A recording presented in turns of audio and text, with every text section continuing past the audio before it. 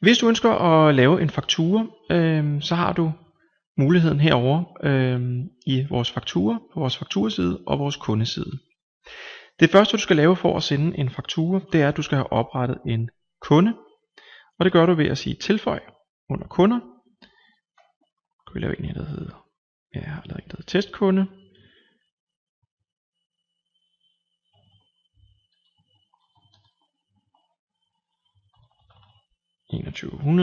KBHØ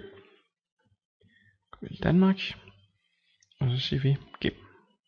Nu har vi oprettet en kunde, og for at lave en faktura på den her kunde, så kunne vi lige give dem en hjemmeside også.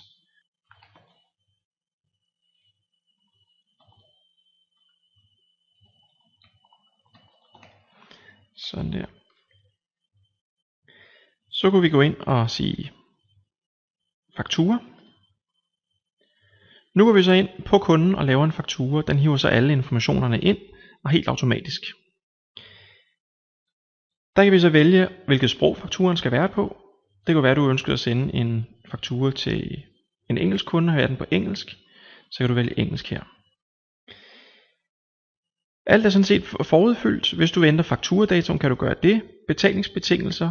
Kan du lave nogle standard betalingsbetingelser inde i indstillinger. Nu prøver vi bare at sige 10 dage. Du kan angive et PO-nummer, hvis kunden har bedt dig om det. Du kan skrive en tekst her.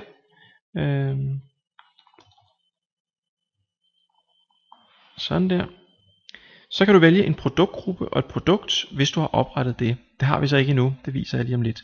Nu kan vi også bare lave en fritekst. Køb af timer. 1 time af 500 kroner. I det tilfælde er der ikke angivet nogen momssats, så det vil sige, at momsen bliver 0. Vi kan skrive 25, så vil momsen automatisk blive regnet til 125. Det vil normalt fremkomme helt automatisk, når det bliver sat op inde i indstillinger. Det viser jeg lige om lidt. Så kan du simpelthen sende den her faktura til kunden på e-mail. Du klikker på det lille ikon og vælger nu de muligheder, der er. Hvis du har oprettet flere kontaktpersoner under kunden, vil du kunne vælge, hvilke kontaktpersoner skal sendes til. Du kan også helt manuelt tilføje en mail. Du taster bare mailen og trykker enter, så vil den skabe den her mailadresse. Hvis du ønsker at blive husket på at lave en næste faktura om for eksempel et år, så kan du skrive 360, så vil du nu kunne få en aktivitetsreminder, hvis du har en pakke med aktivitetsmoduler. CRM-modul. Nu kan vi så lave et preview på fakturaen. Klikker vi her, der skal du huske at altid acceptere pop-up vinduer.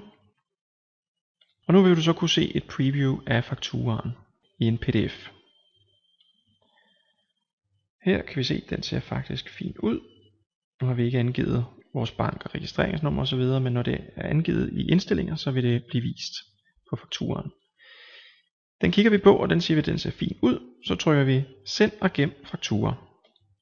Det der nu sker, det er, at vi på vores fakturaside vil kunne se alle vores fakturaer, alt efter om de er overskredne, om de er ubetalte, eller om det bare er fakturaer. Den her faktura, den er så ubetalt, men den er ikke overskreden, fordi forfaldsdatoen er først 31.3.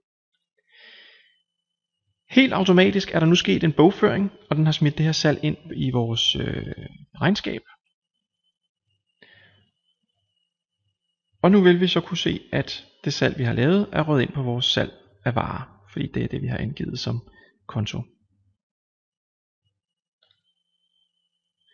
Når regningen bliver betalt, så trykker man simpelthen bare på statusen, og så siger vi, at den er blevet betalt den 6.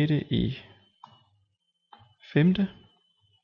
2010, og den er blevet betalt til vores bank. Nu forsvinder den så fra ubetalte fakturaer, og inde i vores regnskab ryger den nu ind på banken, og helt automatisk bliver udlignet.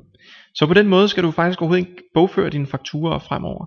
Det er sådan set kun din udgiftsbilag, du skal bogføre. Alle dine fakturaer de bliver ordnet helt automatisk, hvis du benytter fakturamodulet her til at sende dine fakturaer. Inde under indstillinger, der angiver du dit firmanavn, adresse, postnummer, by. Du kan vælge et logo. Det vil så udskifte logoet heroppe i hjørnet, så du kan få dit eget look and feel i programmet. Du kan også vælge hvilket sprog du vil have i programmet. Du kan vælge mellem dansk, engelsk og færøsk til de færøske kunder vi har. Og du kan vælge hvilken valutakurs du ønsker at benytte i programmet på udvalgte valutaer. I brugerrettigheder har du mulighed for at oprette andre brugere, f.eks. din revisor eller andre brugere, alt efter hvilken pakke du har. Ind under fakturering kan du vælge hvilket fakturanummer du ønsker at næste fakturanummer skal være. Hvis du starter med at bruge programmet og f.eks. gerne vil starte med en fakturanummer serie der starter på 1000, kan du gøre det.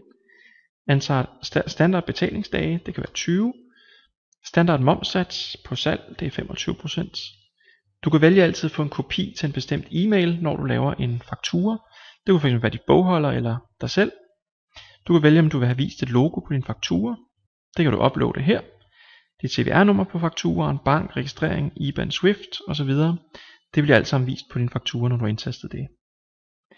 Nede i produktgrupper, der kan du tilføje en produktgruppe. Det kunne være konsulenttimer. Og derefter kan du så oprette et produkt. Det kunne være produkt nummer 1, 2, 3. Produktnavn. Timer, takst 1. Og det er i produktgruppen konsulenttimer, momssats på 25, og salgsprisen den er 100 kroner plus moms. Den gemmer vi, og nu har vi oprettet et produkt. Det vil sige fremover, når du skal lave en faktura, vil du kunne vælge en dropdown, der hedder konsulenttimer, og derunder det her produkttakst, der hedder konsulenttimer. Under dit regnskab, der kan du vælge din momssatser som standard, og du kan også vælge en avanceret momsindstilling, hvis f.eks. du ønsker EU-moms og andre ting at benytte det, eller andre momskoder, repræsentation osv. Når du ønsker at starte et nyt år, trykker du bare tilføj nyt år, giver den et navn, og helt automatisk genererer den både fra og til dato, alt efter hvor du startede henne. I min profil, der kan du ændre din adgangskode og øvrige detaljer. Det var en kort lille gennemgang af cloud-regnskab. Har du nogle spørgsmål, så send os en mail på support@cloud-regnskab.dk eller ring til os. Tak fordi du kiggede med.